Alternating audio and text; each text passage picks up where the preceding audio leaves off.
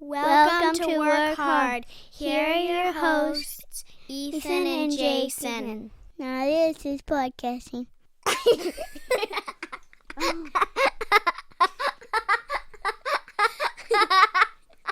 Hey guys, welcome to Work Hard. Today we're going to do a special episode. Obviously, I think this is probably going to either go out, I guess at this point it'll go out tomorrow. So we've had a pretty tremendous tragedy has occurred in our country with the assassination of Charlie Kirk. So we're going to talk about that today. There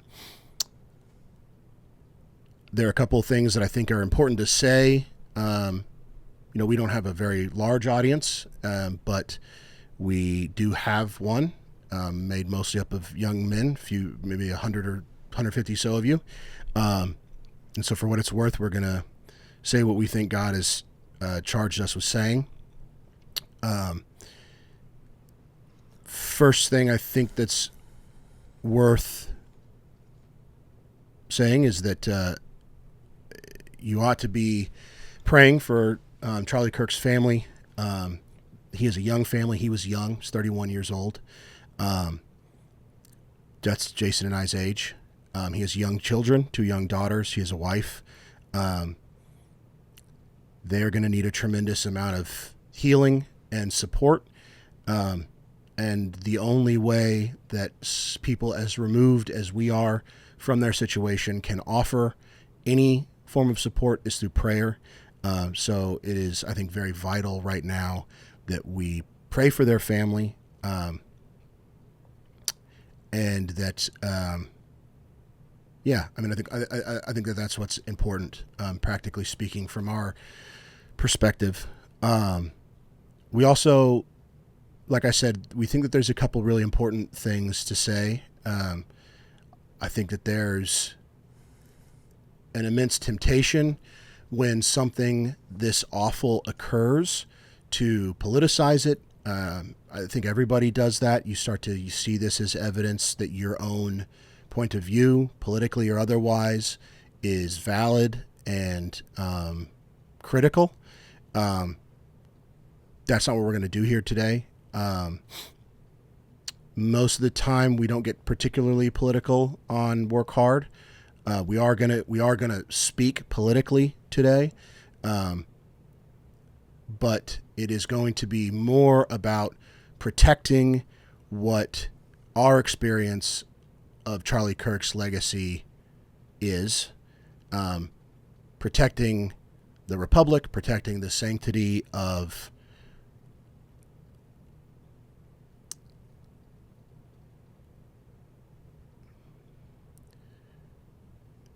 it was pretty obvious that Charlie Kirk had strong opinions, and they were worth having, and he clearly thought that they were worth dying for. I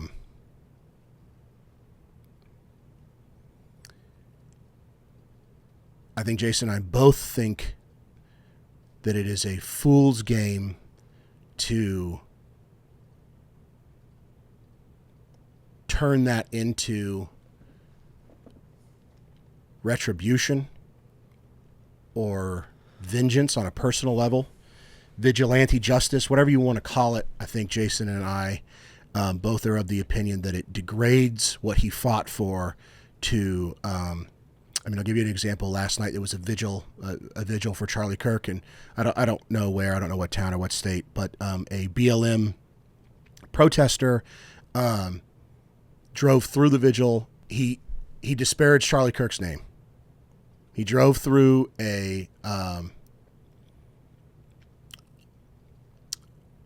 vigil, disparaged Charlie Kirk's name. He was pulled from the scooter and beaten. It's extremely tempting to feel like that is righteous and just. I'm particularly privy to the argument that it is. I'm not saying it is. I'm not saying it's not. What I'm saying is that people are very rightly super angry, and when you're angry, it's very difficult to make forthright, God-honoring decisions. Yeah, and especially in the heat of a moment like that. Yeah. If you were in a state of grief and anger, and somebody comes along and craps on it, on the person that you loved or looked up to in some way, respected, it is very easy to resort to baser instincts and beat them. Yeah. But it is not what Christians are called to do in these circumstances. Yeah. The government is who ought to be punishing people who are responsible. Yeah. Before we dive into it, I do want to. And it is particularly vexing when the government fails to do that. Yeah. If you are, if you're a left-leaning person, I'm not being disparaging about that. It's a statement of fact. If that's how you are, if you've been offended by maybe some of the more radically conservative stances we've taken before, if you're offended by those stances in general, I would recommend that you turn this off. I'm going to go pretty hard today. And it's going to be very, very uncomfortable if you disagree with what I'm saying. Jason's obviously here. He's going to keep us centered on good stuff and take out things that are inappropriate. But this is not going to be like a super friendly podcast, friendly episode to the people that do bear some level of responsibility with what happened. And so I would really very strongly recommend that you just go ahead and turn it off. Any complaints or disagreements you may have, Jason, I'm not going to speak for Jason, but I'm not going to be particularly interested in hearing them or debating them. You're not going to change my mind. I'm pretty set in the way I think and believe, and that's never really been more true than today. And so I'm going to say some uncomfortable stuff. And so I would just recommend you just turn it off. Just don't listen. Cause it's going to make you upset and angry. And I don't, that's not what I want you to feel. I'm going to be more focused on directing the anger that I do see right now amongst my people in a constructive direction, and then offering some warnings. We're going to be trying to alleviate that steam. Yeah, and put it in a productive direction. But that is going to mean that I'm going to say a lot of things that are going to be very inflammatory to people who do not already agree with me on a lot of the assumptions that I have about the world. And so that's going to be tough. So I would just recommend, again, just turn it off. Just don't listen to this. Please press pause, exit out, turn it off, get rid of it. Never listen to this episode. That being said, Charlie Kirk was the reasonable debate guy. That's what Charlie Kirk was. Charlie Kirk was extremely generous in his assumptions of good faith with people. He was unafraid to argue to a point of extreme discomfort with hundreds of people at a time. Yeah. He sincerely believed what he believed, and I don't think you can question that because he died believing it.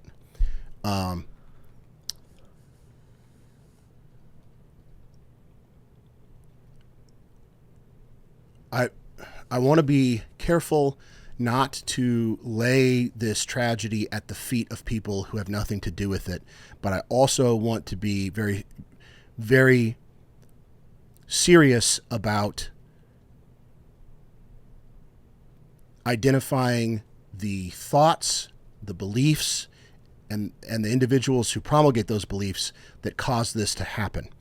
So I will just say, you guys, the left, killed the reasonable debate guy in front of his family. What message do you think that sends to the millions of young men, the millions of the millions of people who listened to Charlie Kirk, who respected him, who cherished his efforts? What message do you think that sends to the government that he helped diligently to get elected? What message do you think that sends to these people? The message that it sends is that the time for debate and level-headed interaction, reason, that time is over. That's the message that you are sending. We tried it. We tried it. Ad nauseum. Forever.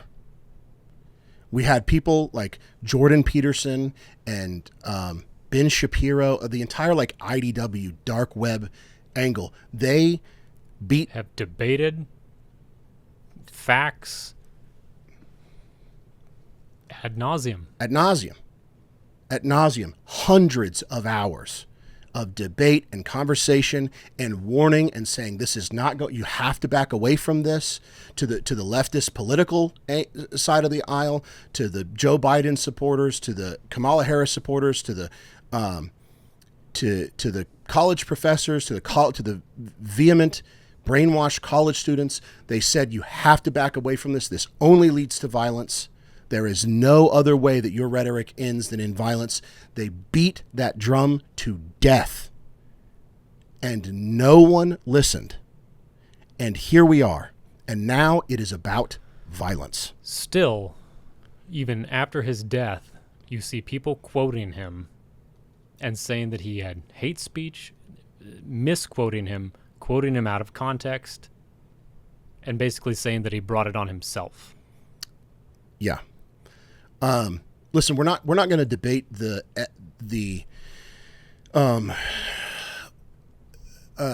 legitimacy of the leftist positions around the LGBT situation, around immigration, all this stuff. Again, this debate is over. It is now about violence, and you made it that way. You made it about violence, and this is so. I want to be very clear here. We're going to talk about two things. We're going to talk about, we're going to give a warning and talk about what's probably actually going to happen, just given reality. Practically speaking, what's going to occur. And then we're going to talk, and or at least what we fear is going to occur. Yeah, what we fear is going to occur, and we don't condone that. We hope it doesn't. We pray that it doesn't. And then we're going to talk about what we think should happen. Both of those are going to sound extremely uncomfortable to someone who's not ready to hear them. So again, turn it off. But I think we'll start with what is probably going to happen here. What is probably going to happen is the young Ukrainian girl. Did you see this video? The one who was, stabbed. I watched that right after watching Charlie Kirk get shot 17 times. Yeah, so the white people, the political right the cultural right has been hit in rapid succession in the last week with two really, really damning videos. I talked to tons of normal, centrist, moderate Republican people. They're not moderates anymore. No, you know the post that I keep seeing is the one. At least I've seen it in a couple different places, and one on some girl's Facebook. I'm like, oh, really? When they ask me who radicalized me, I'll whisper back, you did. Yeah, you did. With pictures of the subway girl, the Ukrainian girl, and Charlie Kirk getting shot in the neck. Yeah, Joel Webben tweeted this. he said, unfortunately, this morning I woke up and now I'm a centrist. And I haven't changed anything, I believe. Yeah. So again, this is the unfortunate consequence and the direction that we are fearful it is going to go. Yeah. You guys have made the standard violence, which means you are going to see violence. And what does that mean practically on the ground? That means I don't think that you're going to see some sort of organized right-wing terrorist organization bubble up and start bombing. Whatever. Let's not even put it out there. They're not. I don't think that's going to happen. That's not going to happen. What I think is going to happen is that you are going to start seeing every single protest erupt in violence. I think you're going to see a lot more protests. I think that things are going to heat up and heat up and heat up until the Saxon learns to hate. And again, I am not advocating for this. I think it's bad. But here's the thing. The threat of white violence is much greater because it is organized. These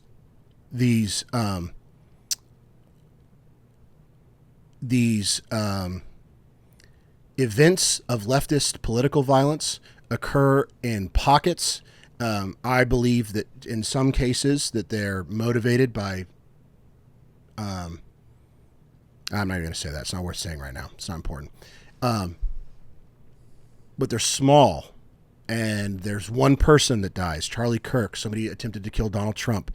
And then there's general chaos, just general chaos.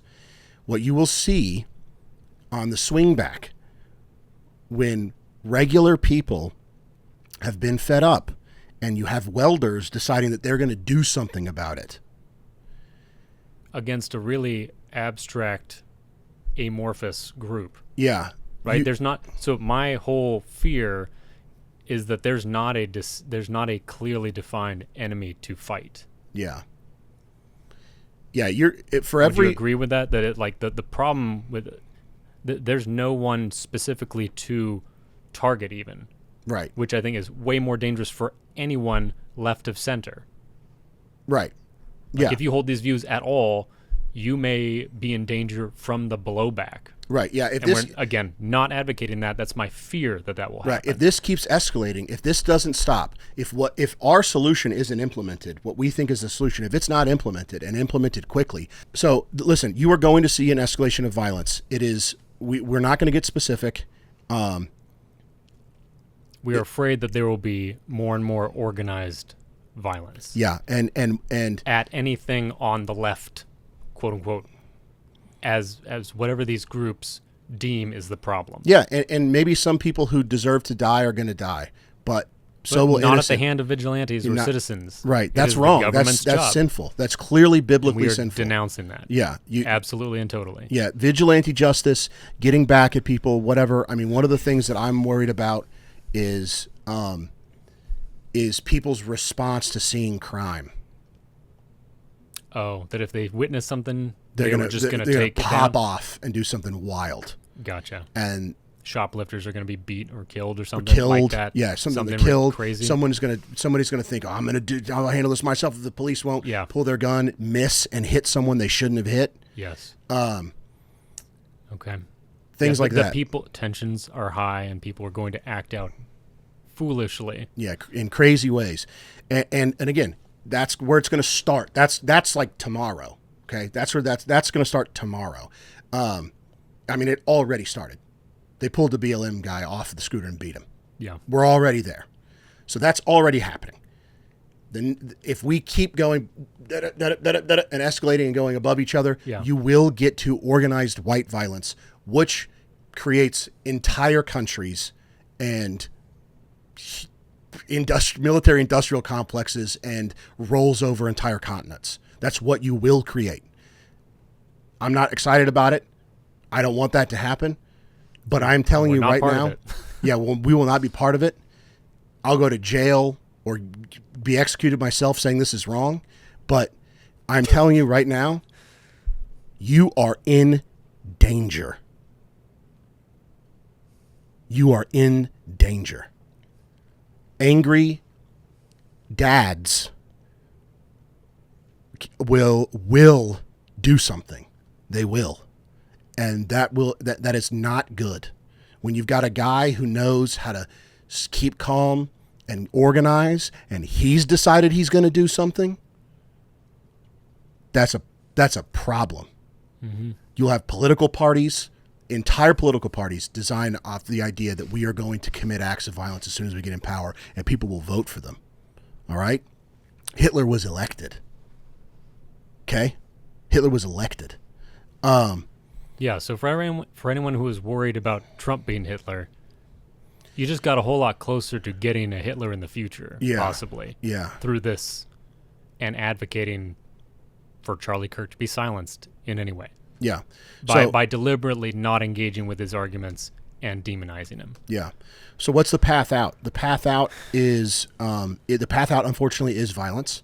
The Bible is very clear about how to use violence in a just and holy way. I've got a verse here. Okay.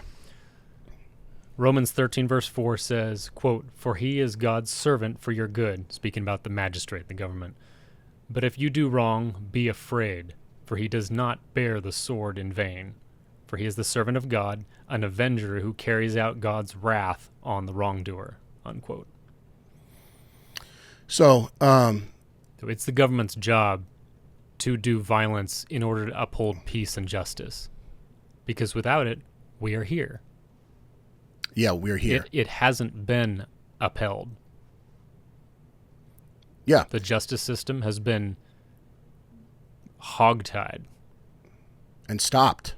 The gentleman who... not the gentleman. Criminals have been released repeatedly and when they shouldn't have been. Stabbed girls on subways. Yeah. So listen, here's the solution. When I was still working as a paramedic, there was a paramedic in Portland who was stabbed at a stop while he had a patient in the back. A homeless guy opened up the door, came in, and stabbed him. Jeez. And then, despite a bunch of paramedics and other EMS showing up to that court date, he was released again. The paramedic was not injured terribly. But he's still stabbed. The point is, he was assaulted for absolutely no reason. Yeah. Yeah. And that sort of behavior from the people who are supposed to be protecting us has got us here.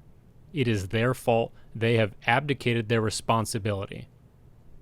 Absolutely. They've abdicated their responsibility. And so Charlie Kirk's blood is on their hands. He is, yes, just as much as the shooter. Yeah, absolutely. So listen, here's what has to happen. There has to be a very swift, very dramatic response if you want to release the steam that's building up. We're going to arrest the shooter and have him in custody for weeks as we do a trial and figure out what happened and all this. Review all the footage. Yeah, and we have to have he's got the judges test all and his appeals and yada yada. Yeah, and now it's going to the Supreme Court. None of this can occur. None of this can occur. He needs to be 14 appeals later. Yeah, he needs to be arrested, tried within 48 hours, found guilty, and then executed publicly on the lawn of the White House, hung by his neck until he dies in front of everyone, as swiftly as a man with a strong hand can get it done. And we are not saying recklessly, and that sounds reckless when you're used to 2 years until you get a conviction. Right. Because of how slow and useless the justice system has become. Yeah. So that sounds ridiculous. It sounds extreme. Yeah, it does sound extreme. Because of how far removed we are from effective justice. Right. And it does sound, but you know what else sounds extreme? But I just want to be very clear that we are advocating for actual justice. Yeah. We're not advocating for finding a scapegoat, and if it he looks like him close enough, boom. Right. Hang him, and then oops, a week later, that was the wrong guy. Right. That's not what we're saying. Right. We're saying we're sure.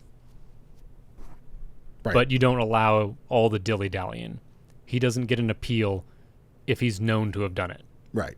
That's found him guilty. That's over. He's actually guilty. He's been tried amongst a jury of his peers in a timely fashion. That's it. We're hanging him. Yeah, pull it together fast. Yeah, and to kind of speak to what Jason just said about it sounding extreme. If you're pearl clutching, if that sounds extreme to you, you know what sounds extreme to me? You know what sounds extreme to me? A father. What sounds extreme to you, father Ethan? of two being executed in public for saying, "I don't think men should be able to go into the women's bathroom." That sounds extreme to me. It's extreme time. They made it extreme time. It's time to be extreme. It is time to start hanging people.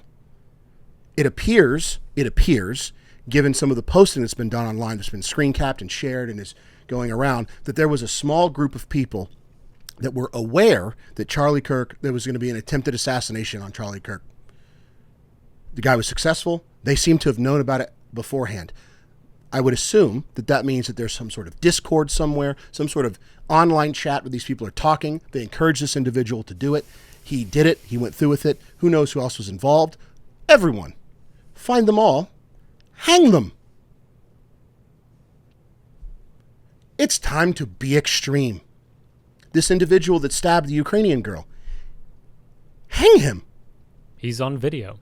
He's in custody. We watched it. The entire country watched it happen. Hang him. And if the court in whatever area he's in, I don't remember what city it is, if they say we're not going to do it, he's in a jail, he's under our custody, whatever. It's federal government step-in time. Show up with the National Guard with guns and go into the prison and pull him out. Step aside, guards. Yeah, step aside or be shot. And hang him. You are getting in the way of justice. Yes. You are a party. You are breaking the law. You are breaking the law. You are a party to this. Needs to die. This judge that kept releasing him over and over and over again, she needs to be beaten. I'm sorry. She needs to be flogged in public. If not executed. Herself. That's a bit more of a gray area. Okay, fair enough. About what exactly happens to her. Okay. It's no doubt reprehensible. Yeah. And I can't imagine any excuse for it. Yeah. But I don't know about the exact and appropriate measures that should be taken. I'll stand on the hill that she at least needs to get hit a couple times. She's got to get whipped. I think I will say I am of the opinion that some sort of public humiliation or flogging in general would go a long way towards deterring this kind of behavior. Yeah. I could be wrong. That's just... But it's certainly not long prison sentences. No. And here's one of the things that you looked something up. You want to say something? I was going to. I didn't look it up. Okay. Go ahead. I'll say this. To people that are like this, all right, the person who shot Charlie Kirk, and now this... you guys know me. You know I'm a conspiratorial person. I'm not going to speculate on what actually happened until we know. We need to get a little bit more removed. The people who are really great reporters need to start digging up information. There'll be cell phone data to be tracked, all kinds of stuff to be able to figure out what actually happened, who actually killed him, how it went down. But given what we know right now, dang it. What was I going to say? Totally lost my train of thought. This is what we get for podcasting late in the day. That's how it worked out. Yeah, that's how it worked out. I will say, as for anybody who is still listening, who may not even agree with the death penalty. Yeah. The Bible clearly says in Genesis 9:6 that whoever sheds the blood of man, by man shall his blood be shed. For God made man in his own image. So to take away that which you have no right to take, that is taken from you. Yeah. That is biblical. That is God's mandate. And in the context of the Romans verse, in the context of clarified in Romans 13:4, it's the magistrate, the government, who has the power, the God-given authority to do that, to carry it out. This is not saying Western justice, vigilante justice. just because you are pretty sure, well, I saw him kill somebody, so I'll kill him, even though it's no longer a dangerous situation. It's he has been found to have killed someone deliberately. He needs to die. Yeah. And this is what I was going to say. This person that killed Charlie Kirk, the guy, the dude who stabbed the woman, these people are dumb. Okay? They're not hyper intelligent, high IQ individuals that you arrest them, they're always cross-eyed losers, and a cross-eyed loser does not have a long enough time horizon to understand a life sentence. He does not have a long enough time horizon to understand being executed in 10 years because he's on death row. A low IQ, knuckle-dragging loser does not have the capacity to understand consequences pushed out to days or to weeks and months and years. They need to be very swiftly disciplined. So when somebody like this is arrested, it's not that this idea of like regenerative justice, or where we're going to put you in jail and you'll talk to a counselor, and if you can prove that you want to be back in a part of society, maybe you can get parole and you can do that, and we'll hang him or beat him. One of the two. That's the options. Beat him or hang him. And if he killed somebody, just hang him. If he robbed someone or did beat someone up, something like that, you beat him. Well, he repays the debt. Yeah, he repays the debt. The punishment should match the crime. Yeah, I think is a good way to look at it. If you steal from someone, make it right. Yeah. If you have beaten somebody, make it right. And again, that's the magistrate making it right. Right. Not us. Yeah. So to the people right now who are angry, what do? Listen, if you pop off, you do something stupid, you get a gun, I'm going to take care of it myself. You're going to end up in jail. Your family's going to miss you.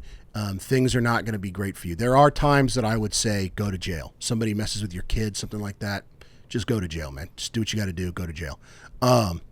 This is not do what you got to do time. This is... Are you saying vigilante justice is okay if someone does something to your kid? Being facetious. Okay. Just clarifying, because that will be brought up.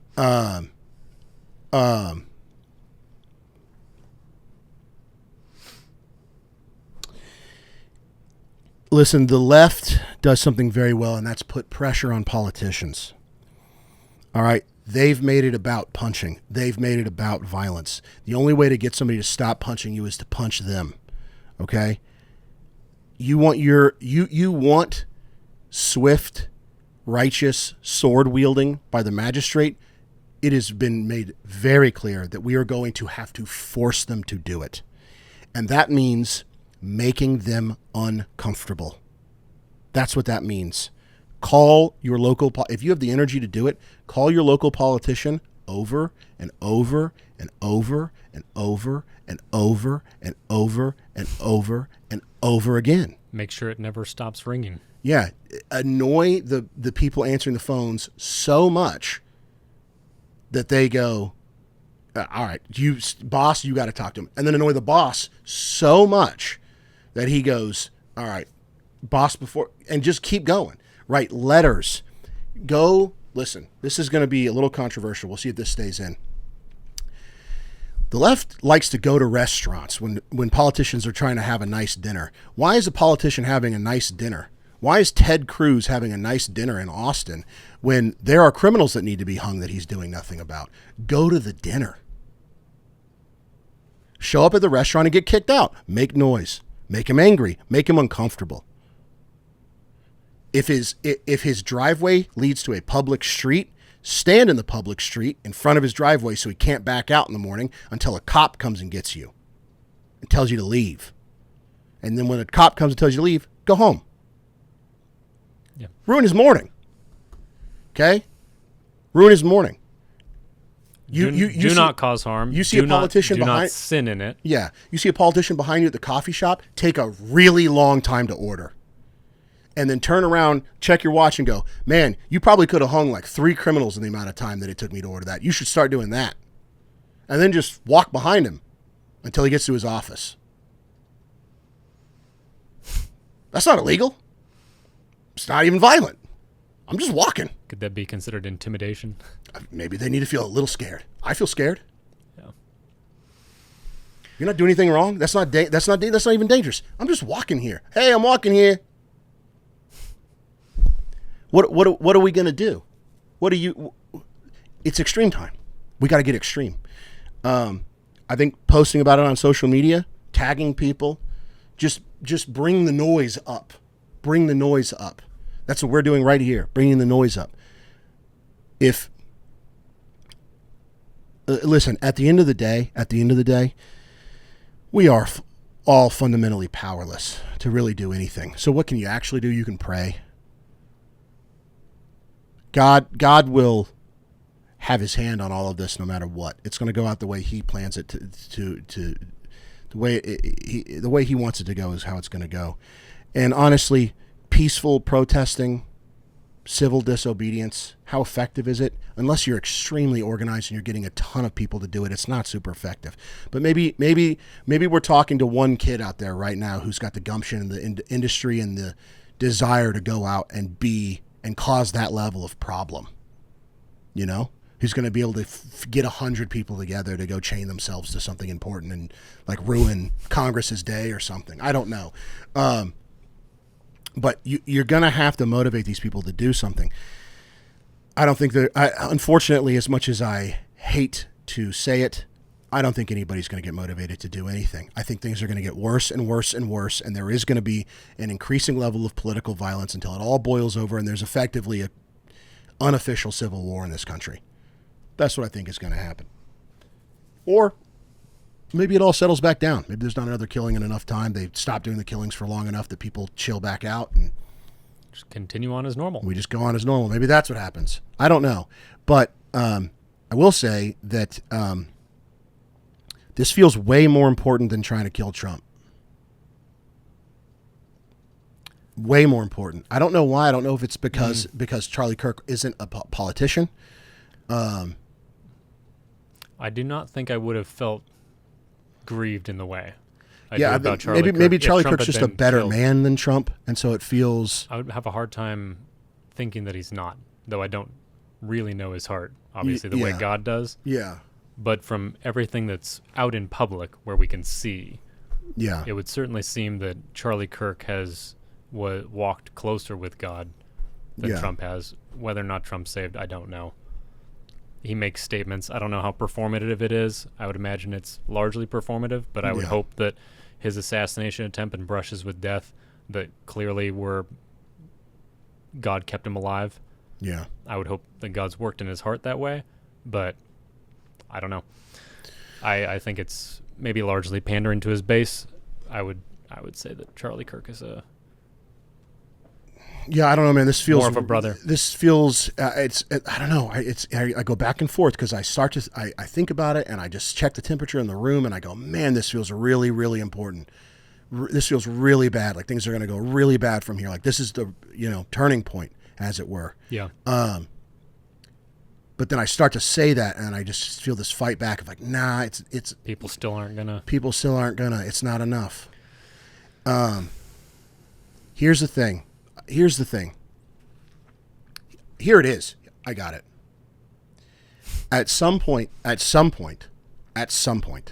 everyone is going to be motivated into action. You need to make damn sure that whatever action you get motivated to do is within biblical parameters. That is what this episode is for. That is why we are talking right now. Yes. Because at some point, whether it be now or 5 years from now or in 6 months or whatever, everyone is going to get motivated. People are going to get motivated enough to take action. And when that occurs, you, on an individual level, better make sure that whatever it is you decide to do out of your motivation is not against God. That goes for the standing in the street, the bothering crews at whatever. His restaurants. Yeah. If you feel convicted, that's a sin. you're sinning when doing it, so don't do it. Yeah. If you feel that you are truly just trying to get the system to work the way it's allegedly supposed to work, and that you are doing a holy and good thing for your country and the ultimate safety of the country, then God bless you in doing that. Yeah. And if you... I don't know if I would do that. Yeah, yeah. If you have an overwhelming... That's something that I would have to wrestle with, to be honest. Yeah. And to what level I'm willing to do that. And be concerned that would other people at this group, if I did it in a gathering, would that turn violent? Yeah. And how would that weigh on my conscience? That's something I have not had enough time to wrestle with and figure out yet. Yeah. So that's undecided for me as to what... If you're down to do a action to take, if your heart is going, I gotta get a gun, I gotta do something, it's gotta happen. Here's what I would advise for you to do: take a walk, read some scripture, and then, as painful as it is even to say this out loud, pray for the shooter. Pray for the people you think I gotta pick up my gun and go get. Pray for them. It sounds, I know, given my brand, it sounds mad gay to say that, but we're called to love our enemies. We are called to love our enemies, and you maybe if you pray and the Lord, that's for you just as much as it is for them. The Lord comes to you, he calms your heart, you're fine, you're good to go. Maybe that energy gets put in a productive angle. You know what? ICE is doing $50,000 signing bonuses right now, and they just took off a bunch of their their requirements. Like the age requirement's been lifted. Really? Yeah. ICE did? ICE did. Yeah, they need like a ton of agents. So maybe you're like, I got to do something. Energy will be put towards actually joining the magistrate. Yeah, doing something. And then doing something and focusing that energy in a righteous direction, deporting illegals. Maybe. I don't know. I'm just trying to give you some kind of... A suggestion. Yeah, a suggestion that makes you realize, oh, there is hope. Oh, there is something I might be able to do here. Because the worst thing for men is to have nothing to do. Yeah, I feel helpless. Right. Yeah. I don't remember which... one of the characters in one of the Jane Austen movies, he's standing around... What is his name? He's passed away now. British actor. He also played the guy in Harry Potter who was like evil but not actually evil. Oh, dark hair. Yeah. That actor. Yeah, I know what you're talking about. Yes. What is his name? He's such a good actor. Yes, he's marvelous. Yeah. I'm gonna have to look it up now. That it's gonna bother me. But he's standing around while somebody is injured or whatever, and he's like, give me an occupation or I shall go mad. Just says it to one of the women who's and so she gives him something to do. Yeah. And he's like, good. He just like leaves and does it.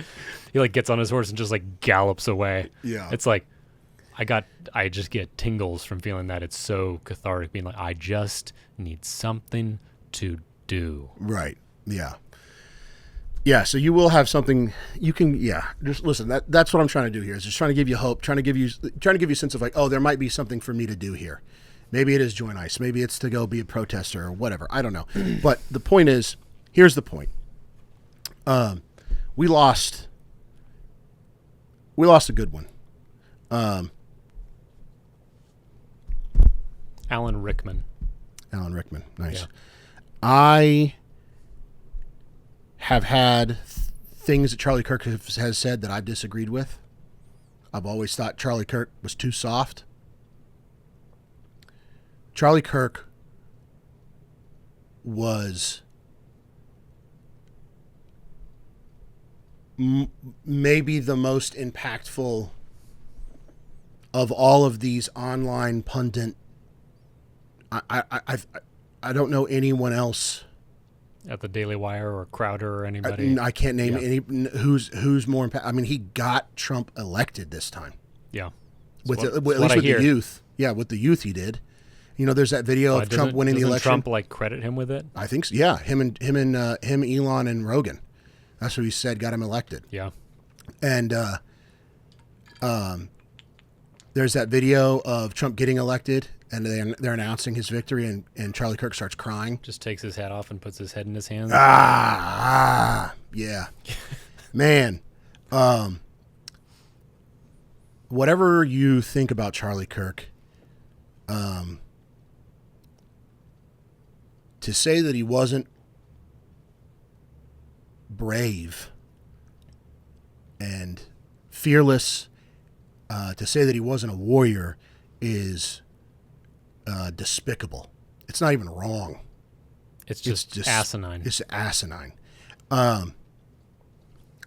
We lost one of the greats.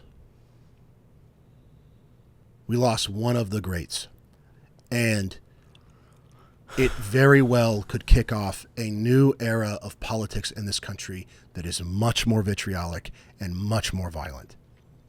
And if that's the case,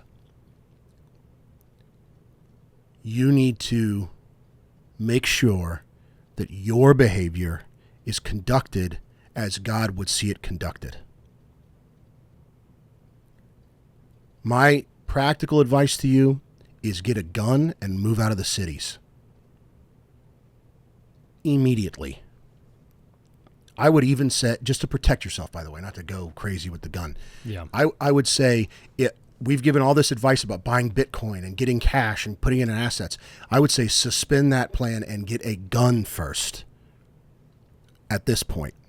It's gun time. Learn how to use it safely. Yeah. Don't just get a gun and put it under your bed and then think when somebody shows up, you're just going to know how to use it. Jason Bourne, not aim, blah, blah, blah, blah, blah. You're going to shoot a perfect thing around him. Ridiculous. Yeah, like a cartoon. Yeah.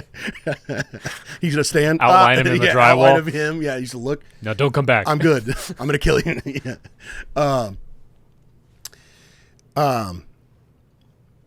So that's my practical advice: is get out of the cities. Get it. Try to build a little bit of a fortress and hold down your family. Get close. All right. Here's another thing.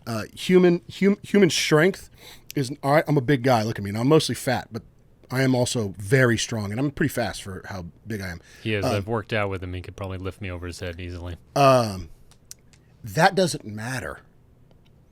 If Jason got 2 friends, all the head kicks I've thrown, all the punch, it doesn't matter. Yeah, it's over for you. It's over. Human strength is in cooperation. We've talked about this before. In community. In community. We've talked about how useless prepping is. Yeah. If you're alone.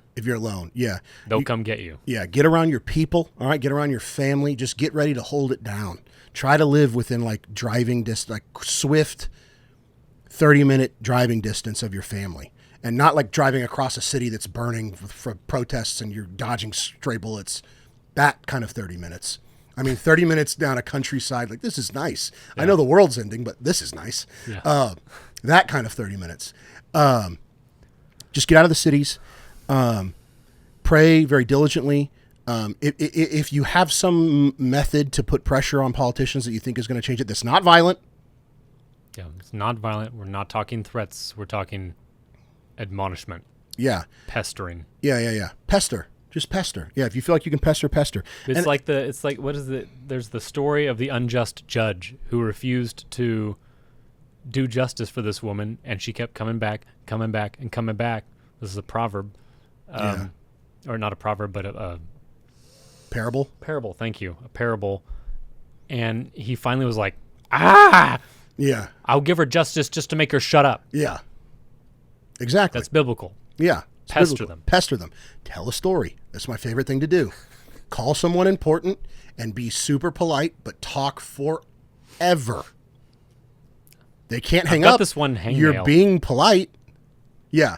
And then my buddy said that we were moving the chair upstairs and he fell and hurt his leg. Now he's got these pills and just forever. Just do that for an hour and a half. Hey, you guys caught that and hang that guy yet? Yeah. They just every once in a while, slip it in there. Yeah, we were talking about that, and we said we should hang him. Anyways, what was I saying? Yeah. Listen, heavy episode, special episode. We'll wrap it up. I'm sure we're at time. Not actually, but I'm fine with making it shorter. Yeah, we're gonna make it short. Guys, just I am not. I will never advocate for the centrist. Oh, we have to be whatever. They have made debate not possible. We're not doing debate anymore. We're doing hangings. We're doing beatings. But the government's going to do them, or they're not happening. Well, here's what I actually think: they're going to happen. Government or not, they're going to happen.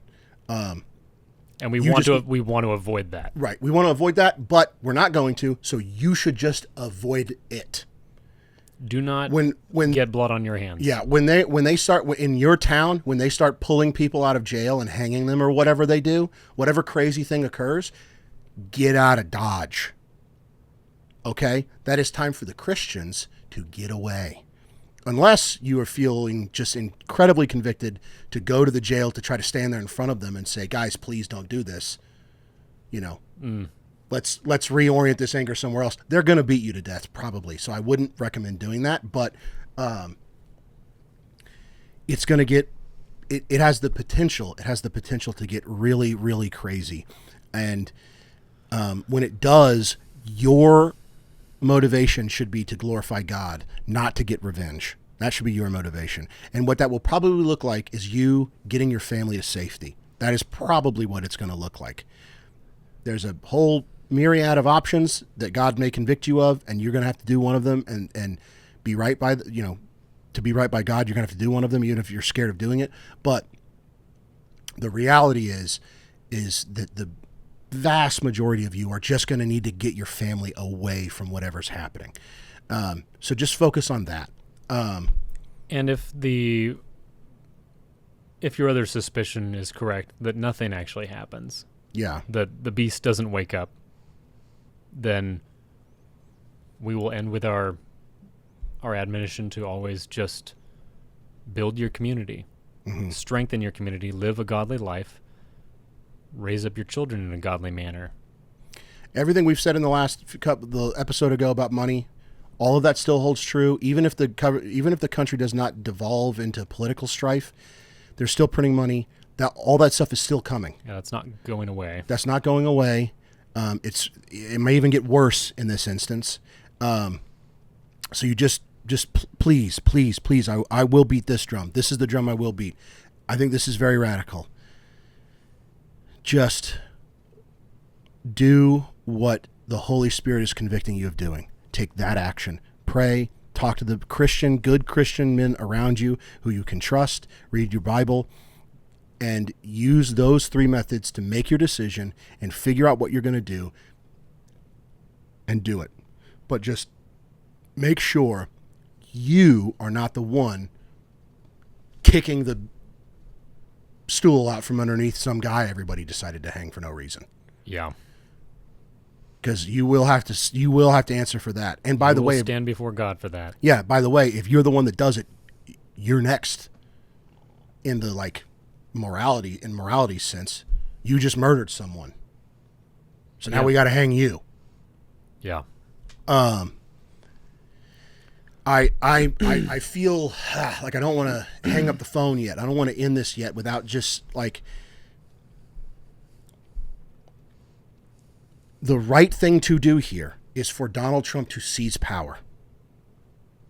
To say, listen, we're going full Bukele, except we're going even further. We're not doing super prisons. We're doing executions. We're not doing an election until this is over. This is not, democracy has been put to rest by them. In order to reinstate democracy, we got to kill them, and then we can fire things back off. But for now, I got to pick up the sword and start swinging. I'll bring it back when it's done. I'll give it back to the people. We'll have a normal government again. But until that can occur, until those people are dead, this democracy thing, this republic we have, it can't happen, and it won't. It won't happen. We will get an emperor. We will get a tyrant, and people will understandably, happily accept him. Yeah. And that's to clarify that, not advocating for Trump to be the tyrant. No. We're advocating for our elected leader to uphold the Constitution and our rights, and to force the justice system justice system to act the way it is supposed to act. Yeah. Yeah. To enact godly justice. We'll put it that way. Yeah. We want the government to enact godly justice. Yeah, which means you're going to... Not huge delays. Not huge delays. We got to see boots on the ground. We got to see the National Guard places. We got to see a lot of people are going to have to get pretty heavily affected by what needs to occur. And this is, Jason and I had this discussion before we started recording. Democracy's already dead. It's already dead.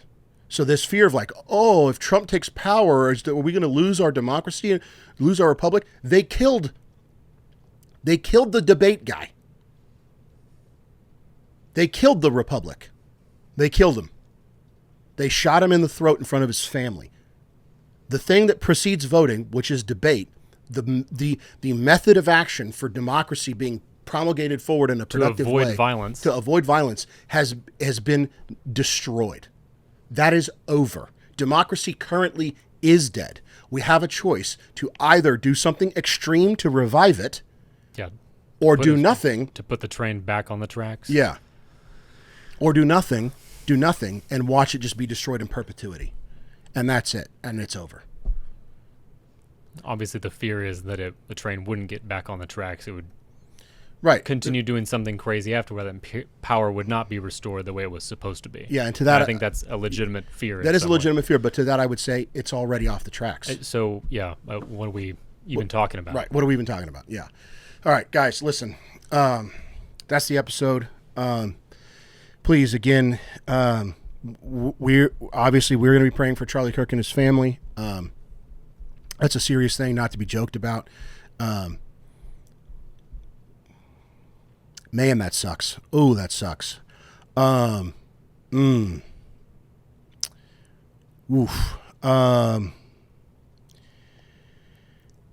It's a real unfun time. And I am sorry that you have to be 22 while this is happening. I'm sorry that your college campuses are not places of exploration and learning and entertainment and brevity before the seriousness of the work. Not brevity, whatever. You get what I'm saying. Light, fun, airy times before the seriousness of adulthood comes upon you. I'm sorry that that's not the way. I'm sorry that you've inherited this awful, awful mess. It's not fair to you. It's not fair that you have to figure out how to navigate all this stuff. And I wish it wasn't the case, man. I really, really, really wish it wasn't the case. But it is. And so now we're going to have to work together to figure it out. Guys, we are praying for you too. And I do pray for you. I pray for our listeners. I don't know you. Obviously, I just say, Lord, pray for our listeners and their well-being. But we do pray for you guys. Please, please, please, now more than ever, find a good church. Worship the Lord there as often as you can. If you're a young man, find a woman, marry her, have some babies, and maybe teach them about the legacy of Charlie Kirk. Raise the boys to fight dragons and to be courageous like Charlie. Yeah.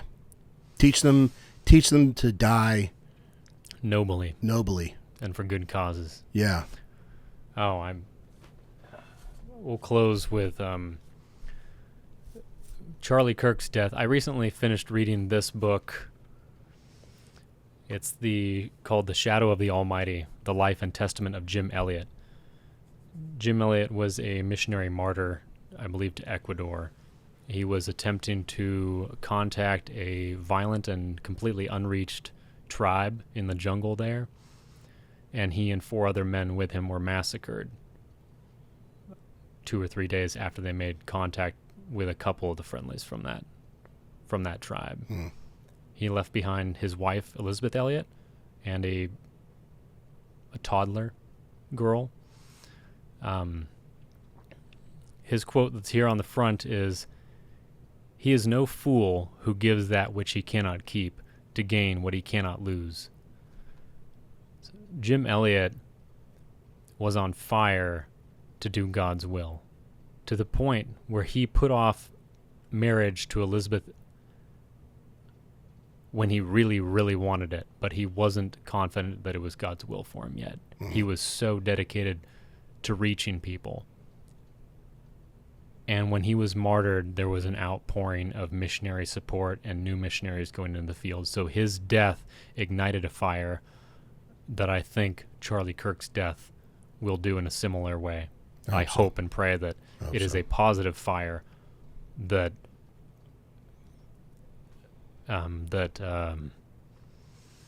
cleanses America largely of its evil and puts us back in God's favor.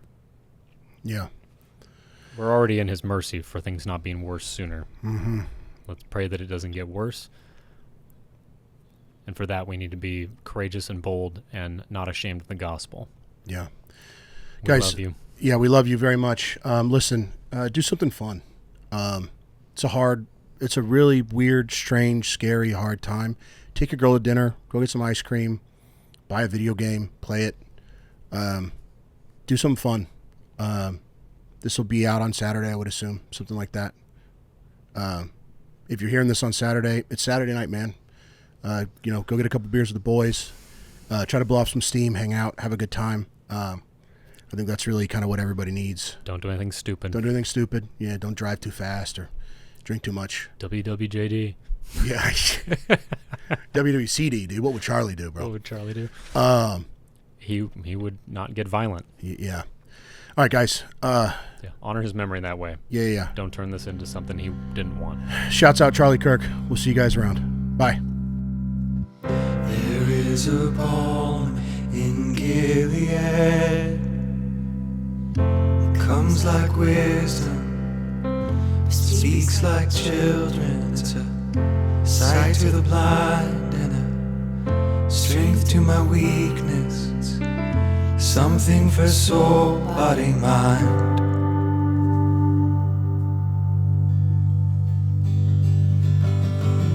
There is a balm in Gilead. It's a rest for the weary, a song to the sore. It's like dew to my dryness that fills me with joy when I had none.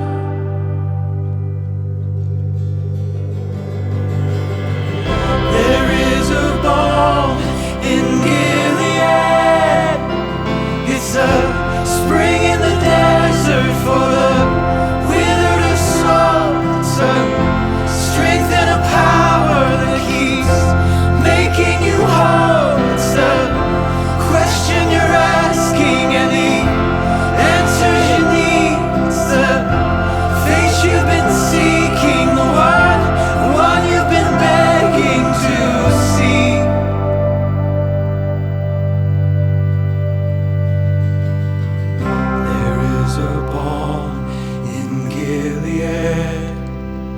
It's the trash and the remnants of all my train wrecks coming together and still heading out west like a blank paycheck that's paying off the back rent, taking me further to whatever's to happen next.